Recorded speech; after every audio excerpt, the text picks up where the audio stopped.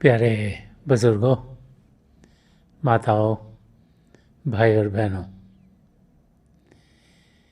ज़िंदगी में हम सबकी ऐसे क्षण ज़रूर आते हैं कि जब हम सोचते हैं कि ज़िंदगी का ध्येय क्या है,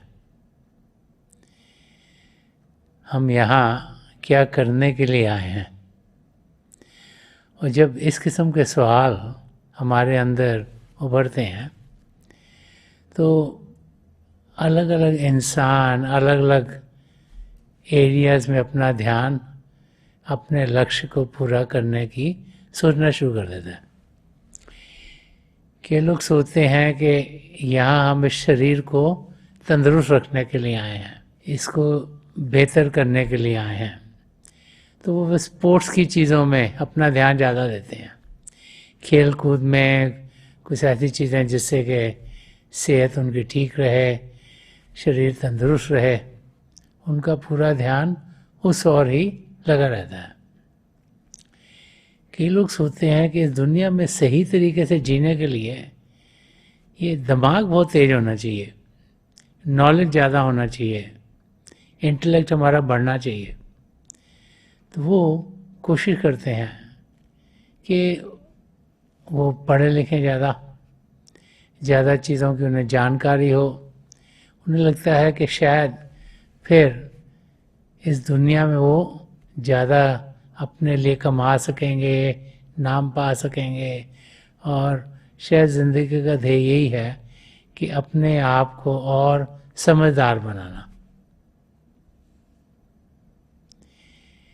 कई लोग ये सोचते हैं कि ज़िंदगी में हम आए हैं तो औरों से हमारा मेल मिलाप बेहतर होना चाहिए, कि हम जब भी मिलें, किसी को खुशी से मिलें, प्यार से मिलें, तो दोस्त मित्र ज़्यादा बनाने की कोशिश करते हैं। उन्हें लगता है कि अगर दोस्त मित्र ज़्यादा होंगे तो शायद जब चीज़ें ठीक ना हो, हमें मदद मिलेगी, तो एक दूसरे की इंसान मदद करेगा तो ज़िंदगी सबकी सफल रहेगी।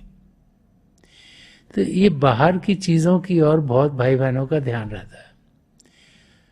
कुछ ऐसे लोग हैं जो सोचते हैं कि ये ज़िंदगी जो प्रभु ने दी है वो अध्यात्म की जानकारी पाने के लिए दी गई है, कि मैं जान पाए कि हम असल में हैं कौन, हम यहाँ क्या करने के लिए आए हैं, प्रभु ने हमें क्या करने के लिए यहाँ भेजा है, और अपने आप को सही रूप में क्या हम जान सकते हैं, क्या प्रभु के दर्शन कर सकते हैं, उनसे बातचीत कर सकते हैं, उनको जान सकते हैं, उनको पहचान सकते हैं, उनसे एक में हो सकते हैं। तो हर एक इंसान जो सोचता है कि उसका मुद्दा क्या है, उसका लक्ष्य क्या है, वो फिर उस और अपना ध्यान देना शुरू कर देता है। एक वाक़या है जो दर्शाता है कि जो सच्चा लक्ष्य है, सच्चा गोल इंसान का क्या होना चाहिए। एक राजा था, वो बहुत चाहता था कि वो पिता परमेश्वर को जान सके, पहचान सके, उन्हें पा सके। तो उसके जितने भी मिनिस्टर्स थे उनको उसने बुलाया और सबसे कहा कि मुझे बताओ कि मैं प्रभु को कैसे जानूं। तो हर एक ने कोई ना कोई तरीका बतलाया। राजा ने उस तरीके को अपनाने की कोशिश की तो उसे लगा कि इससे तो मैं प्रभु की नज़दीकी पा नहीं सका। दूसरे मिनिस्टर ने जो बताया वो करने की कोशिश की, फिर भी राजा को लगा कि प्रभु के तो मुझे दर्शन नहीं हुए। तो सब मिनिस्टर्स ने जो जो बोला था वो करता रहा, लेकिन इस नतीजे पर पहुंचा कि प्रभु की उसे नज़दीकी नहीं मिली। तो राजा ने सोचा कि चलो जो भी मेरा राज्य है इसमें जितने लोग हैं उनको पूछते हैं। तो उनको पूछने के लिए राजा ने कहा कि जो जो मुझे प्रभु से मिलवा देगा उसे मैं बहुत बड़ा प्राइज दूंगा। तो बहुत से भाई बहन राज्य में आए जिस दिन राजा ने बुलाया था, और राजा ने पूछा आप सब मुझे प्रभु की जानकारी दे सकते हो? तो सबने कहा हाँ जी हम दे सकते हैं। तो राजा ने कहा अच्छा ठीक है, मैं तुम्हें 6 महीने देता हूँ, तुमने जो कुछ करना करो, उसके बाद मेरे पास आना और बताना कि मैं प्रभु को कैसे पा सकता हूँ। तो बहुत से लोग जो आए थे उन्होंने सोचा था कि हम जितने भी बड़े बड़े धर्म स्थान हैं, हर एक धर्म के हम वहाँ पे जाएंगे और हमें मालूम हो जाएगा कि कैसे प्रभु को हमने पाना है। तो बहुत से लोग तीर्थ यात्रा पर चले गए, कोई अपने धर्म की किसी जगह, कोई दूसरी जगह, कोई तीसरी जगह, कोई चौथी जगह। बहुत से लोगों ने ये सोचा कि अगर प्रभु की जानकारी पानी है तो जो सबसे बड़ी बड़ी लाइब्रेरीज हैं वहाँ पे जाते हैं, कि वहाँ पे किताबें होंगी जो महापुरुषों ने लिखी हुई हैं, उनको पढ़ेंगे, उनको समझेंगे, उनको ज़िंदगी में डालेंगे तो हमें प्रभु की नज़दीकी मिलेगी, उनको जान पाएंगे और राजा को हम आके बता सकते हैं। तो जितनी भी लाइब्रेरी थी उस राज्य की, सब में उन्होंने जाके वहाँ पर जितनी भी किताबें थी उनको पढ़ना शुरू कर दिया। कई लोग ऐसे थे जिन्होंने सोचा कि अगर हमने प्रभु को पाना है तो फिर हमें उपवास रखने पड़ेंगे, शरीर को कोई तकलीफ देनी पड़ेगी, तो इस किस्म की हम चीज़ें करें ताकि उनके ज़रिए हमें प्रभु की नज़दीकी मिलेगी। तो बहुत से लोग वो करने में लगे। एक इंसान था, उसने एक चटाई ली, एक वहाँ पेड़ था, पेड़ के नीचे चटाई बिछाई, वहाँ पर बैठ के आंखें बंद करी और आंखें बंद करके बैठ कर रहा। तो 2 मिनिस्टर जो वहाँ से गुजर रहे थे तो उन्होंने देखा ये एक इंसान जो कि कंटेस्टेंट है ये यहीं बैठा हुआ है। तो उनको लगा शायद इसको समझ में नहीं आई कि 6 महीने मिले हैं, तो 6 महीने में जाए, ढूंढे, सर्च करे कि कैसे प्रभु को पाना है। तो उनको लगा कि इसको हम समझा दें, जब ये आंखें खोलेगा तो इसको हम बता देंगे कि तू यहाँ बैठ के क्या कर रहा है। तो दोनों आपस में बातचीत करते रहे। थोड़ी देर में उस इंसान ने आंखें खोली, वो उठा, तो मिनिस्टर ने उनको पूछा कि तुम यहाँ क्या कर रहे हो, कि तुमने प्रभु की जानकारी पानी कि नहीं पानी? सारे तो लोग, कोई बाहर चला गया है धर्म स्थान पर, कोई चला गया है लाइब्रेरीज में, कोई चला गया है अपने शरीर के साथ कुछ करने के लिए, तो तुम भी जाओ, कुछ सीखो, कुछ करो, फिर वापस आना। उन्होंने पूछा तुम भी क्या प्रभु को पाने की कोशिश कर रहे हो, जैसे राजा ने पूछा है? तो उसने कहा हाँ जी मैं कर रहा हूँ। तो उन्होंने कहा कि तुम जाके अपना काम करो और ढूंढो पाना, और वो चले गए। जब वो चले गए तो इंसान फिर से चटाई पर जाके बैठ गया आंखें बंद करके। ऐसे 6 महीने गुजर गए। कोई यहाँ से घूम के आया, कोई वहाँ से घूम के आया, कोई उधर से आया। तो जो दिन राजा ने नियुक्त किया था उस दिन सारे जितने भी कंटेस्टेंट थे सारे के सारे इकट्ठे हो गए। तो राजा ने जब सारे इकट्ठे हो गए तो उनसे सवाल किया आप में से किन्होंने प्रभु को पाया है? अपने हाथ खड़े करो। किसी ने हाथ नहीं उठाया। राजा ने दोबारा से पूछा कि आप में से किसने प्रभु को पाया? तो एक हाथ उठा। तो जब मिनिस्टर ने देखा तो वही इंसान था जो कि चटाई पर बैठा था।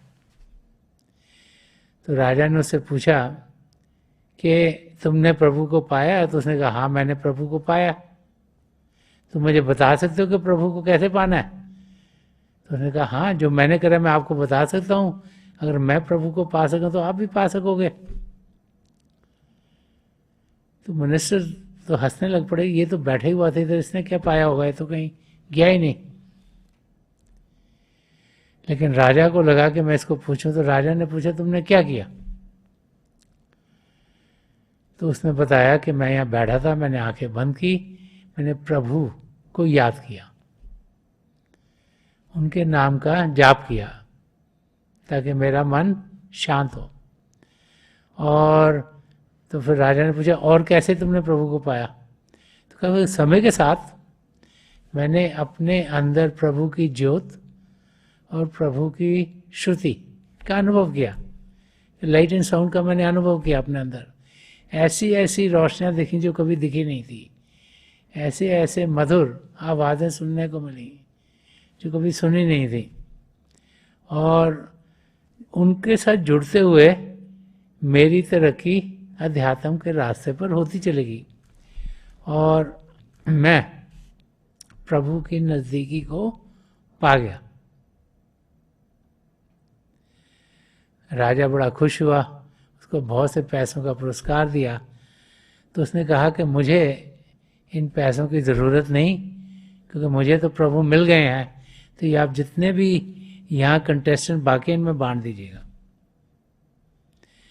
तो उस इंसान ने किया क्या कि वो प्रभु की नज़दीकी पा गया। संत दर्शन सिंह जी महाराज, जिन्होंने बहुत कुछ अध्यात्म के बारे में कहा है, जिन्होंने हमें बार बार समझाया है कि हम इस धरती पर आते क्यों हैं, जिन्होंने समझाया है कि हम सब एक ही मकसद से आते हैं, एक ही हमारा ध्येय है, वो है अपने आप को जानना और पिता परमेश्वर को पाना। तो वो लक्ष्य के बारे में उन्होंने अपने एक शेर में बहुत खोल के समझाया। वो फरमा रहे हैं कि जब आदमी मुद्दाए हक है, कि जब आदमी मुद्दाए हक है तो क्या कहें मुद्दा कहाँ है।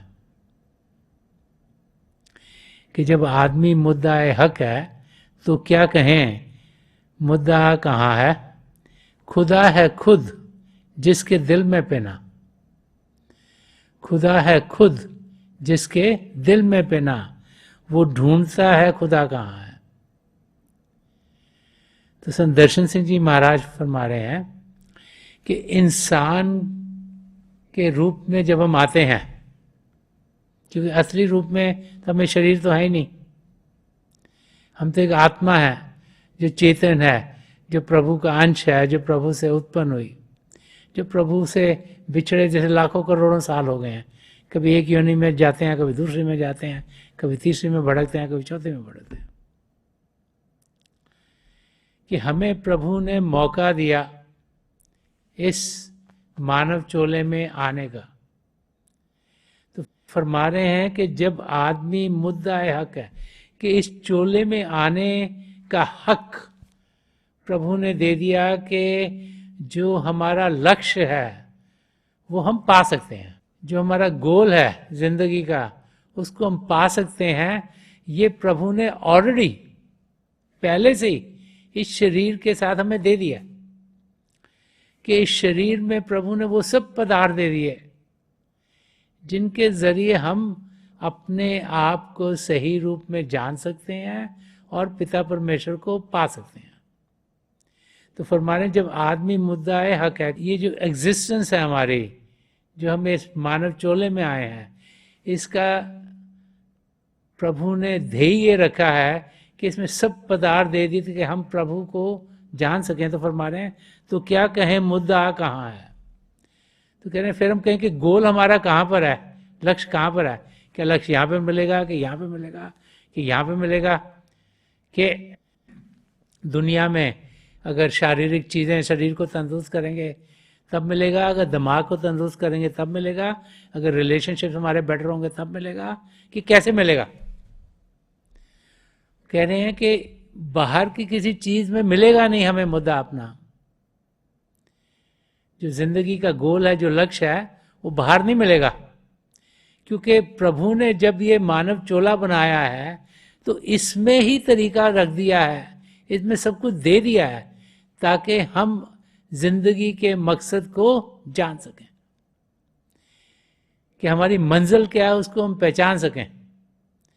तो फरमा रहे कि जब आदमी मुद्दाए हक है तो क्या कहें मुद्दा कहाँ है। कह रहे तो जब ऑलरेडी प्रभु ने शरीर बना दिया है, हमें पता नहीं लग रहा कि कहाँ पर है प्रभु। हम सोचते हैं कभी यहाँ पर होंगे, कभी वहाँ पर होंगे, कभी वहाँ पर होंगे।